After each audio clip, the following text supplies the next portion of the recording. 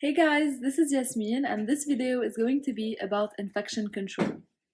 Now you're gonna find this pink brain next to the most important information that you should know for your board exam.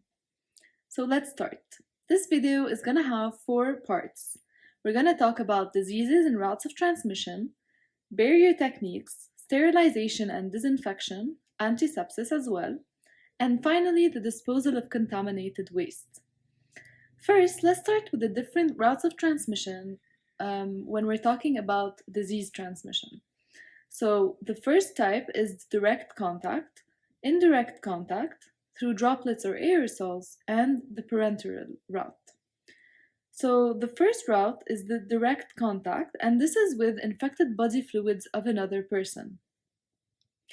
The indirect contact is with any object who has been in contact with bodily fluids of